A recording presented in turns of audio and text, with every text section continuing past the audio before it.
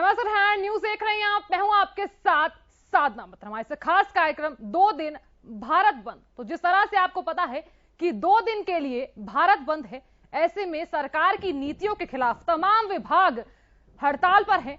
ऐसे में हमने आपको तस्वीरें भी दिखाई। अब फिलहाल अब देखना यह है कि भारत बंद का जो असर है वो कितना देखने को मिलेगा। अब आपको बताएं कि सरकार की नीतियों के खिलाफ केंद्रीय ट्रेड यूनियन ने 2 दिवसीय भारत बंद का आह्वान किया है, जिसके चलते आज और कल के लिए बैंकिंग, रोडवेज जैसी जरूरी सेवाएं बाधित हैं। बैंक यूनियन सरकारी बैंकों के निजीकरण को काफी समय से प्रदर्शन कर रही है। यूनियन की प्रमुख मांग में लेबर कोड को समाप्त करना, हर तरह का निजीकरण रोकना, मनरेगा मजदूरों के लिए आवंटन बढ़ाना, कॉन्ट्रैक्ट लेबर को परमानेंट करना इसमें शामिल है। और ऐसे में अब फिलहाल भारत बंद है। एक रिपोर्ट आप देखिए, उसके जरिए हम आपको बताएंगे कि किस तरह से भारत बंद जो है उसका खामियाजा किसको भुगतना पड़ेगा। हालांकि ग्राउंड जीरो पर भी आपको लेकर चलेंगे, वहां पर कैसी स्थिति है, कैसे हालात है, ये भी देखना है। तो हरियाणा की तमाम जिलों की हमने आपको तस्वीरें भी दिखाई, जिसमें साफ तौर पर अब आप खुद ही देख लीजिए, तमाम जिलों की तस्वीरें हैं। सिरसा की तस्वीर में देख लीजिए, जहां रोडवेज विभाग की जो कर्मचारी हैं वो साफ तौर पर यही कह रही हैं कि सरकार की नीतियों के खिलाफ हमने भारत बंद किया हुआ है। आप इन तस्वीरों को देख लीजिए, जहां सिरसा, अंबाला, सोनीपत, यमुनानगर और बल्लभगढ़ में रोडवेज कर्मचारी प्रदर्शन कर रहे हैं। रोडवेज कर्मचारियों की हड़ताल का मिला जुला असर दिखा। कई जगहों पर रोडवेज कर्मचारियों की हड़ताल के बावजूद बसों का सुचारू रूप से जो संचालन है वो चलता रहा। हालांकि बस अड्डों पर हड़ताल को देखते हुए पुलिस कर्मियों की तैनाती और वैकल्पिक व्यवस्थाएं भी की गई हैं। अब बात कर लेते हैं इन 5 तस्वीरों की। सिरसा की तस्वीर देख लीजिए। हालांकि हमने कर्मचारियों से बातचीत की, उनका साफ तौर पर यही कहना है कि यहाँ पर जो इसका खामियाजा है वो आम जनता भुगत रही है। सरकार की जो नीतियां हैं उसके चलते जनता यहाँ पर खामियाजा भुगत रही है। अब बात सोनीपत की कर लेते हैं। अब सोनीपत में आप खुद ही देख लीजिए कि जो यात्री है अपने गंतव्य स्थान तक पहुंचने के लिए इधर से उधर भटक रहे हैं। अब तीसरी तस्वीर की भी बात कर लेते हैं। अंबाला की तस्वीर देख लीजिए आप, जहां यहां भी जो यात्री हैं वो बैग उठाकर कभी इधर तो कभी उधर भटक रहे हैं। अब बात यमुनानगर की भी कर लेते हैं। यमुनानगर में भी आप देख सकते हैं। बात बल्लभगढ़ की भी कर लेते हैं। बल्लभगढ़ में भी आप साफ तौर पर देख सकते हैं इसका खासा असर देखने को मिल रहा है।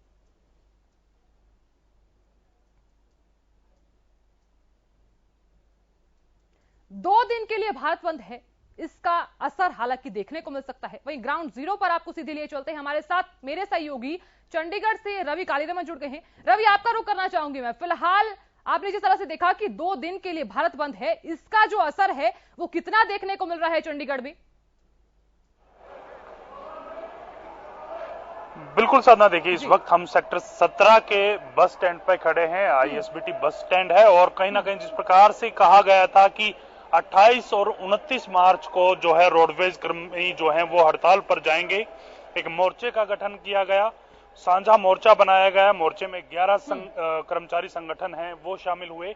उनकी तरफ से ऐलान किया गया कि 2 दिन तक जो है रोडवेज कर्मचारी हड़ताल पर रहेंगे। ऐसे में जो बसों का संचालन है उस पर फर्क पड़ेगा। तो फिलहाल मैं तस्वीर दिखा पा रहा हूं आपको, तमाम जो बस सेंटर्स हैं या बस डिपोज हैं उन पे तमाम डिपोज की बस खड़ी हैं। मेरे सामने आप तस्वीरों में देख पा रहे हैं कि पलवल डिपो की जो बस है वो यहाँ खड़ी है। थोड़े से इधर करके मैं आपको दिखाना चाहूंगा तो जींद डिपो की बस खड़ी है और हिसार डिपो की तमाम जो डिपो की बस यहाँ इस वक्त बस स्टैंड पर खड़ी है। हालांकि जिस प्रकार से बताया जा रहा है कि रोडवेज कर्मचारियों की हड़ताल है और उस हड़ताल के चलते कहीं ना कहीं बसों के संचालन पे फर्क पड़ा है। हालांकि माफ कीजिएगा, हालांकि अगर चंडीगढ़ की बात करें तो चंडीगढ़ में कुछ खासा फर्क जो है इस वक्त बसों के संचालन पर नहीं पड़ा है। कुछ 1% जो बसें हैं वो यहाँ कम जरूर दिखाई दी हैं, लेकिन यात्री जितने हैं, यात्री गंतव्य तक पहुंच पाए तो उसके लिए पूरा जो है रोडवेज का बेड़ा है वो यहाँ मौजूद है। तमाम जो कर्मचारी हैं वो यहाँ काम करते हुए नजर आ रहे हैं। और अगर मैं तस्वीरों में दिखाऊं तो किसी प्रकार की कोई भीड़ बस स्टैंड पर नजर नहीं आती। तमाम जो लोग हैं अपने गंतव्य तक जा रहे हैं, तमाम जो लोग हैं उनको टिकट मिल रही है। किसी प्रकार की कोई परेशानी, अगर चंडीगढ़ बस स्टैंड की बात करें, आईएसबीटी सेक्टर 17 की बात करें तो किसी प्रकार की परेशानी यहाँ आम जनता को होती हुई दिखाई नहीं दे रही। फिलहाल जो कर्मचारी हैं उनकी तरफ से 2 दिन का हड़ताल का ऐलान किया गया। देखने वाली बात ये होगी कल किस प्रकार की स्थिति रहती है, क्योंकि अमूमन देखने को मिलता है डे फर्स्ट है तो किसी प्रकार का संशय बना रहा, किस प्रकार के कर्मचारी हैं वो किस प्रकार की बातें करते हैं। तो कहीं ना कहीं पहले दिन की बात करें तो पहले दिन काफी चीजें बिल्कुल साफ है, कोई भीड़ जो है बस स्टैंड पर नजर नहीं आती। तमाम जो डिपो की बस हैं वो यहाँ से अपने गंतव्य तक जा रही हैं, अपने जो सवारी है उनको लेकर जो है अपने गंतव्य तक तमाम जो बसें हैं वो पहुंच रही हैं। किसी प्रकार की व्यवस्था चंडीगढ़ बस स्टैंड पर दिखाई नहीं दे रही। जी ठीक है रवि, आप नजर बनाए रखिए, आपके पास फिर से लौटूंगी। हमारे साथ बीजेपी से डीपी कौशिक जुड़ गए हैं। डीपी जी, बहुत बहुत स्वागत है आपका। हमारे साथ कांग्रेस से केवल ढींगरा जी भी जुड़ गए हैं। सर बहुत बहुत स्वागत है आपका। जी, चर्चा की तरफ बढ़ेंगे, लेकिन सबसे पहले मैं डीपी कौशिक जी आपके पास आना चाहूंगी। भारत बंद है 2 दिन के लिए, इसका जो खासा सा है पूरे तमाम जिलों में देखने को मिल रहा है। सवाल ऐसे में यही उठता है कि तमाम विभाग इसमें शामिल है, मामला क्यों नहीं सुलझ पा रहा है, पेच कहां फंस रहा है? डीपी कौशिक जी।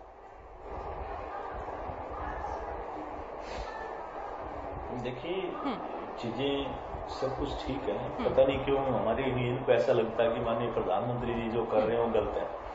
ऐसा नहीं है, देश के प्रधानमंत्री है, देश हित में फैसला होगा और कर भी रहे हो। जैसे पहले भी चीजें आई है सामने, तो ये तो अपने यूनियन कर्मचारियों को देखना चाहिए, उनको कहीं दिक्कत है कहीं परेशानी है वो तो सरकार हमेशा दरबार खुला रहता है, सरकार का दरवाजे खुले रहते हैं, जब मर्जी बात कीजिए, बात करने को सरकार भी बैठी रहती है।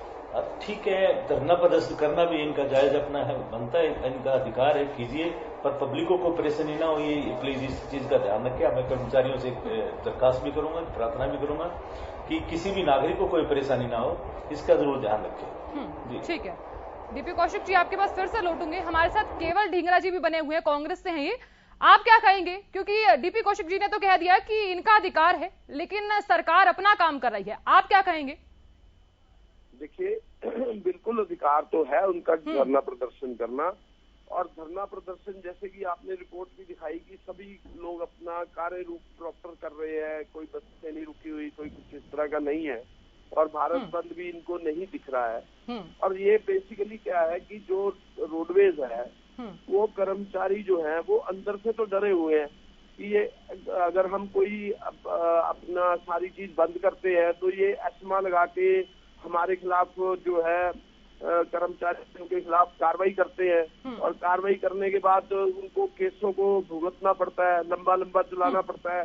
तो ये जो सरकार की प्रक्रिया है उससे उसके साथ ये एक तरह से कर्मचारियों के साथ एक तरह से धोखा है, क्योंकि कर्मचारी अगर कोई मांग रखते हैं वो तो सुनते ही नहीं है लोग, उसको तो हम दूसरी तरफ ले जाते हैं, और जो कर्मचारी हैं वो बेचारे अब और कुछ कर भी नहीं सकते, सिर्फ कॉल ही दे सकते हैं। लेकिन उसके लिए वो कितना जोर लगा के प्रदर्शन करें या क्या करें, जब उनके ऊपर इतने केस लाद देते हैं तो वो बेचारे कोर्टों में घूमते रहते हैं। तो इसलिए ये सरकार जो है ये एक तरह की निर्दयीपूर्ण सरकार है, जो ना तो भारत बंद के लिए अगर कॉल होती है तो ना उसकी बात सुनती है, ना उन लोगों की मांगों की बात सुनती है।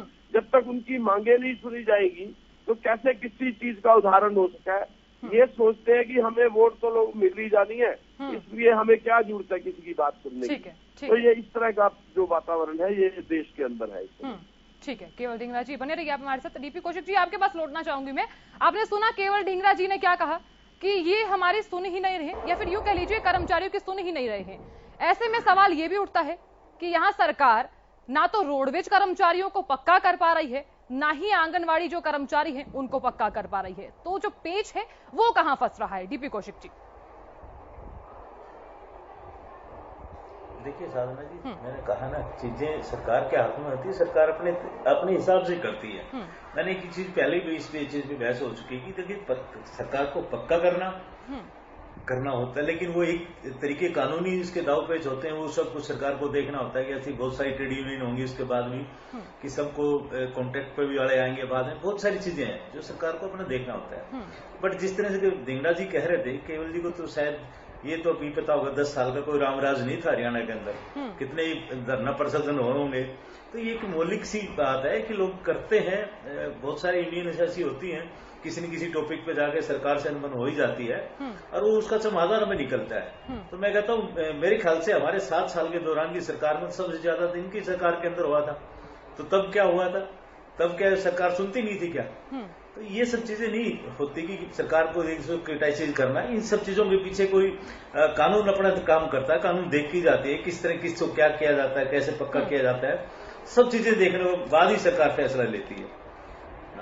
मैंने धरने की बात है, जहां तक धरना तो अपनी बात कहने का अधिकार है इनको, वो बात कही भी जा सकती है, सरकार से वैसे भी कही जा सकती है, धरना प्रदर्शन करके भी कही जाती है, पर एक सिंपल स्वभाव भाव में किया जाए वो एक अच्छी बात है। ठीक है, ठीक है जी। केवल ढींगरा जी हमारे साथ बने हुए हैं, उनके पास आना चाहूंगी मैं। आप क्या कहेंगे? आपने डीपी कौशिक जी को सुना, इनका ये कहना है कि सरकार अपने हिसाब से काम कर रही है, तो आप क्या कहेंगे इस पर?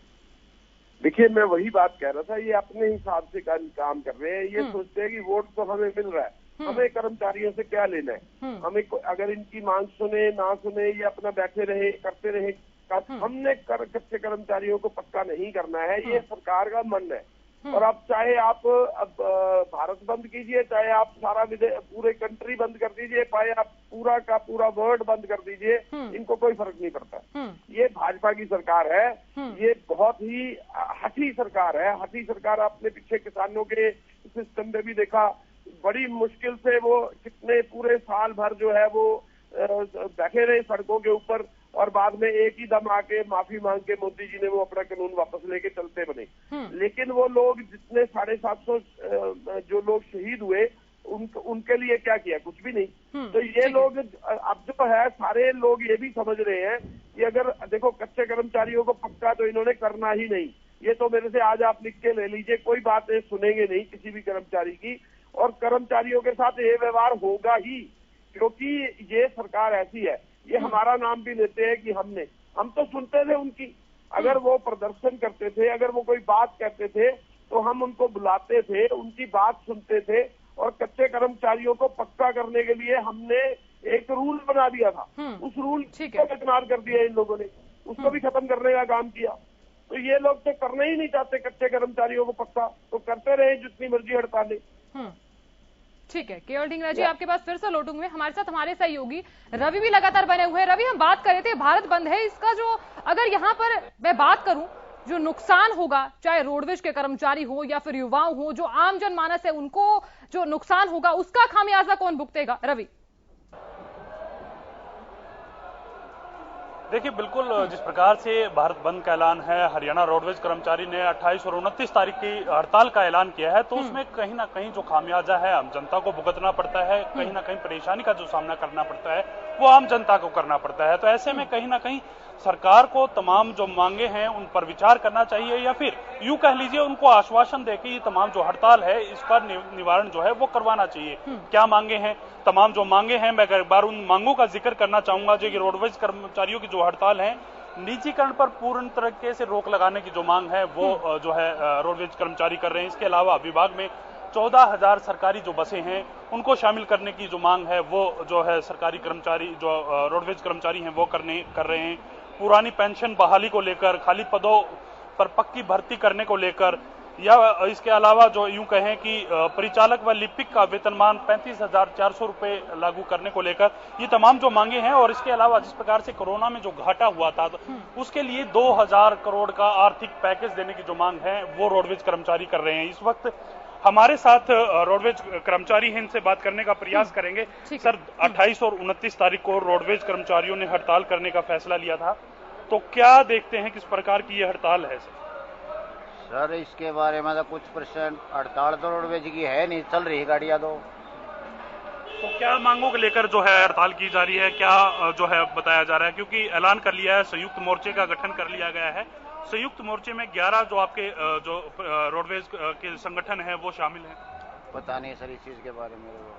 शुक्रिया सर। सादा, देखिए, जिस प्रकार से 28 और 29 तारीख की हड़ताल का जो ऐलान करने की बात की जा रही है, रोडवेज के खुद कर्मचारी हैं वो यहाँ तक कह रहे हैं कि हमें इस हड़ताल के बारे में जानकारी नहीं है। तो कहीं ना कहीं संशय है, कर्मचारियों में भी संशय है, किस प्रकार से ये हड़ताल की जानी थी, किस प्रकार से पूरी व्यवस्था है वो की जानी थी।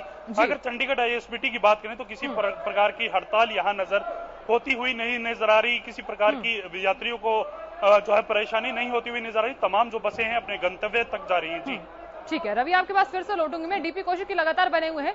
डीपी कौशिक जी, बात की जाए कर्मचारियों के साथ बातचीत की, आपकी सरकार ने कितनी बार बातचीत की है कर्मचारियों से?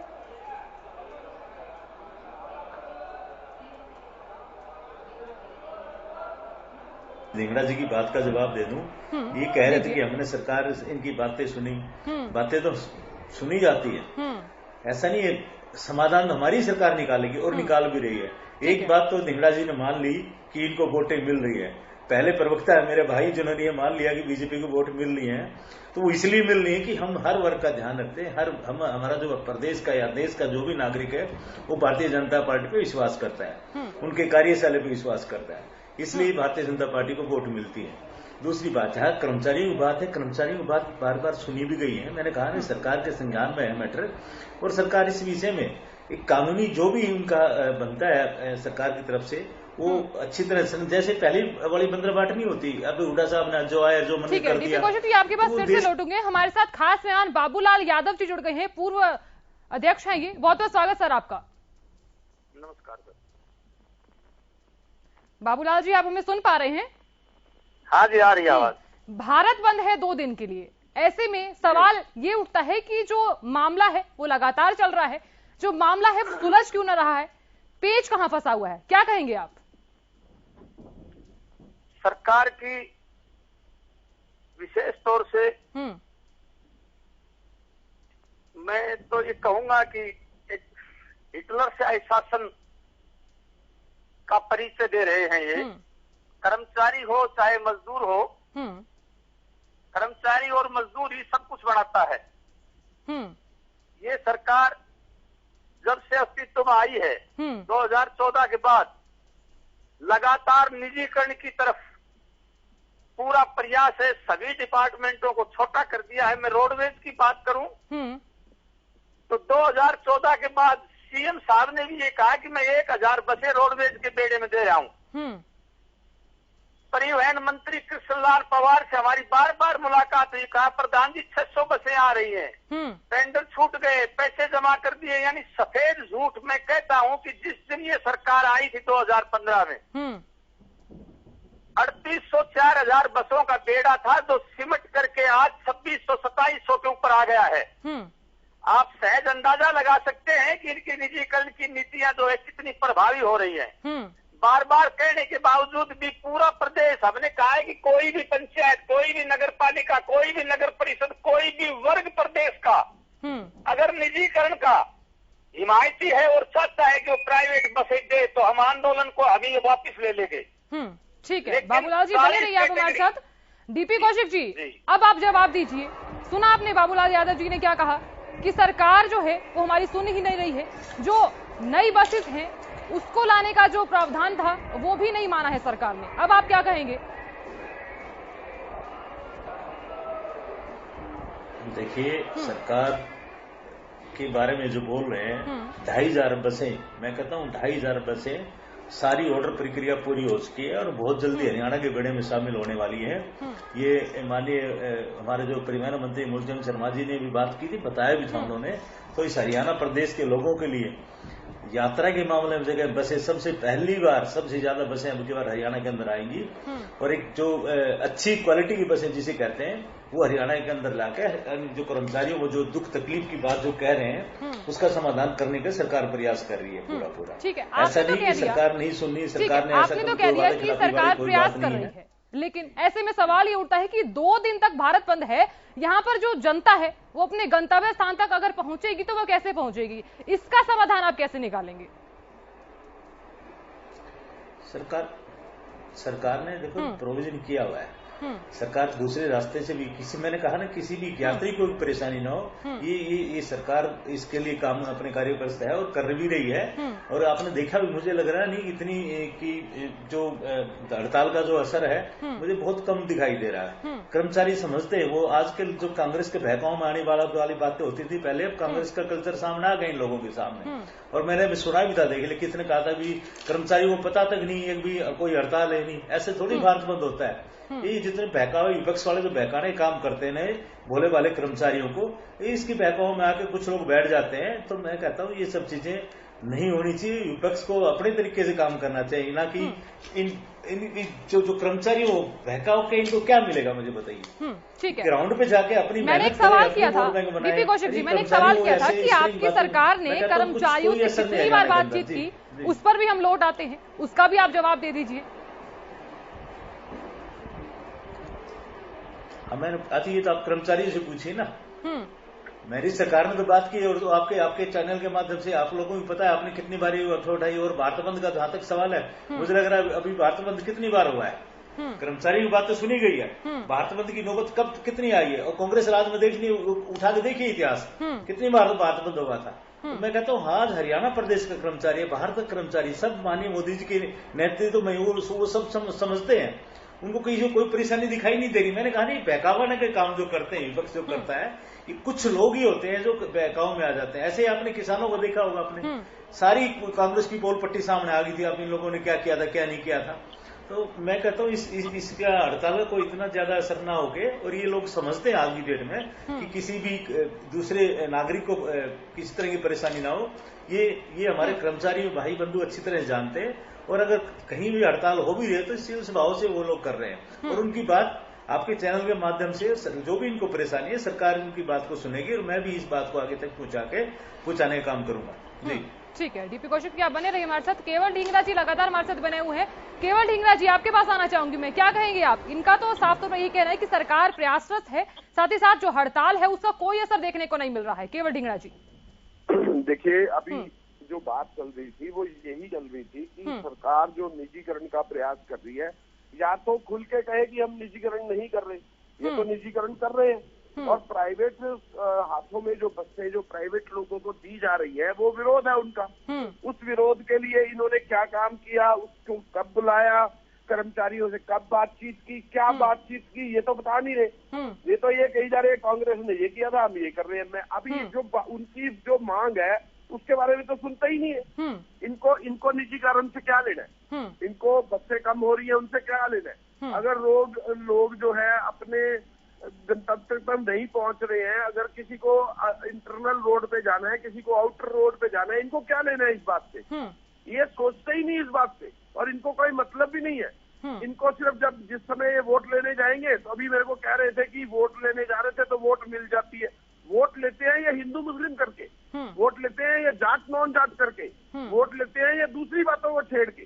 ये वोट लेने की राजनीति जो है उसी को करते हैं, बाकी किसी से काम धंधा, कोई किसी की दिक्कत, किसी की परेशानी, कोई मतलब नहीं इन लोगों को। मैंने ये कहा था, ये उसको उल्ट मतलब निकालते हैं, और उल्ट मतलब निकाल के कांग्रेस की बात करते हैं। अरे भाई साहब, आपको लोगों ने चुना था विकास के लिए, विकास की वोट मांग रहे थे जिस टाइम खट्टर साहब अपनी पदयात्रा लेके चले हुए थे सारे उसके ऊपर। लेकिन जब वोट ले ली उसके बाद ये अपने धुन में मस्त हो गए, जाट नॉन जाट करना शुरू कर दिया, दूसरी जगह पे धर्मों जातियों में लोगों को बांटना शुरू कर दिया, और कामों के ऊपर ध्यान ही नहीं है। विकास खत्म हो गया, विकास अपने घर चला गया। अब ये काम कर रहे हैं ये लोग। ठीक है, केवल ढींगरा जी आपके पास फिर से लौटूंगी मैं। हमारे साथ रोडवेज विभाग के पूर्व प्रदेश अध्यक्ष बाबूलाल यादव जी भी बने हुए हैं। बाबूलाल जी आपके पास लौटना चाहूंगी मैं। डीपी कौशिक जी ने कहा है कि सरकार प्रयासरत है, साथ ही साथ हड़ताल का कोई असर देखने को नहीं मिल रहा है, अब आप क्या कहेंगे? ये मैडम 7 साल से ऊपर हो गए प्रयास करते हुए। इन्होंने एक शब्दावली ले ली, इन्होंने प्रयास की, लेकिन करना इन्होंने कुछ नहीं। 18-19 की जो 18 दिन की हड़ताल थी, मैं आपके इस चैनल के ऊपर गुड़गांव मुझे आमंत्रित किया था आप लोगों ने, और मैं आपके जो स्टूडियो में आया था। उस समय का इनका जो प्रवक्ता था जरावता साहब, जो आजकल पटौदी से एमएलए हैं, एक भी बात का जवाब नहीं दे पाए कि मैं पूछना चाहता हूं कि इन्हीं की सरकार के अंदर कर्मचारियों की पेंशन को, पुरानी पेंशन को इन्होंने बंद किया। मैं पूछना चाहता हूं कि एमएलए एमपी की पेंशन को बंद क्यों नहीं करते? जो कर्मचारी 35-40 साल स्वर्णिम अपनी जिंदगी के इस सेवा में देख करके जा रहा है, उसकी पेंशन इन्होंने बंद कर दी। और एमएलए एमपी एक बार बन गया तो 6 बार बन गया तो 6 बार पेंशन मिलेगी। ये कहाँ का न्याय है इस बीजेपी का? मैं पूछना चाहता हूँ। अभी कांग्रेस ये कहते हैं कि बहकावे में आ जाते हैं। शरीफ कर्मचारी, अरे कर्मचारी पढ़ा लिखा है, कर्मचारी जानता है अपने हितों को, वो किसी के बहकाव में नहीं आता। लेकिन एक बात जरूर है कि कर्मचारी वर्ग के पास कोई लाठी गोली की ताकत नहीं है। कर्मचारी के पास जिंदाबाद मुर्दाबाद की ताकत है, इंकलाब की, और वो हम बखूबी निभा रहे हैं।